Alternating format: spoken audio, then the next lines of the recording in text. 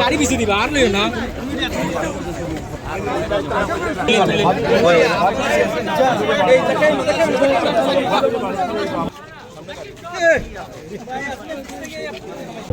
এই ফেব্রুয়ারি নির্বাচন নিশ্চিত, এতে কোনো সন্দেহ রাখার কোনো কারণ নেই। কারণ যে যত ধরনের তালবাহানা করুক, দেশের বিরুদ্ধে ষড়যন্ত্র করলে দেশের জনগণ এটা দাঁত ভাঙ্গা জবাব দিবে। কারণ বাংলাদেশে ইন্ডিয়ানরা বাংলাদেশে নির্বাচন চায় না। অনেকে ডিপ্লোম্যাটিকভাবে বলে বিদেশি রাষ্ট্র আমাদের সব বন্ধু এক্সেপ্ট ইন্ডিয়া। ইন্ডিয়াকে বলতে চাই যে তুমি আমাদের সাথে এনিমি না করে আমাদের সাথে বন্ধুত্বের হাত বাড়ায় দাও। এই দেশ, দুই দেশের মধ্যে বন্ধুত্ব থাকুক, দুই দেশের জনগণের মধ্যে ভালোবাসা থাকুক, সেই ভালোবাসাটা আমরা ধরে রাখতে চাই।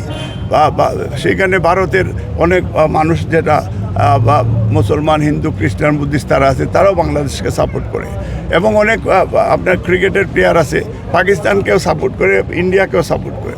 এটা তার প্রত্যেকটা মানুষের অধিকার, তার গণতান্ত্রিক রাইট রয়েছে, এবং সেইটা আমরা ইন্ডিয়াকেও আমরা চাই।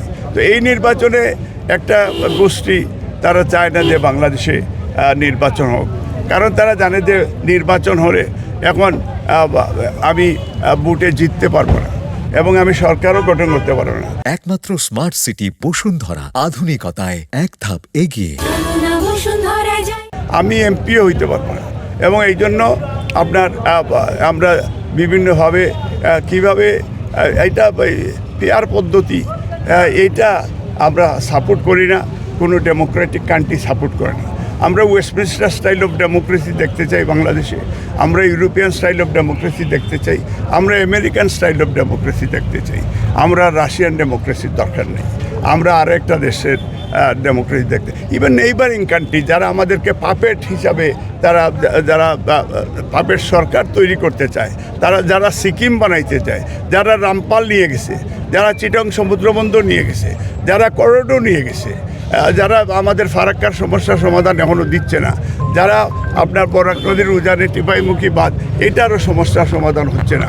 তো আমরা মনে করি যে এই দেশেও, তার দেশেও তারা ডেমোক্রেসি প্র্যাকটিস করে, অথচ আমার দেশের অটোক্রেটিক গভর্নমেন্টকে তারা সেখানে সাপোর্ট করে। কারণ আওয়ামী লীগ সেইখানে সেই ফেসিজম তারা সৃষ্টি করেছে, মানুষকে গুম খুন করেছে। আজকে এখন পর্যন্ত প্রায় 1500 ন্যাশনাল লিডার এখনও গুম রয়েছে, যেটা ইলিয়াস আলীর কথা বলতে পারি, চৌধুরী আলমের কথা বলতে পারি, দিনারের কথা বলতে পারি। অগণিত নেতাকর্মী সারা বাংলাদেশে এখন পর্যন্ত গুমনগর কারাগারে রয়েছে। এখন তারেক রহমান 31 দফা কর্মসূচি উনি জাতির উদ্দেশ্যে দিয়েছেন। এরপরে ডক্টর ইউনূস বা তার ক্যাবিনেট, তারাও সংস্কার চান। তা আমরা অলরেডি সংস্কারের অঙ্গীকারবদ্ধ বিএনপি, এবং বিএনপি বলেছে যে জাতীয় সরকার গঠন করবে।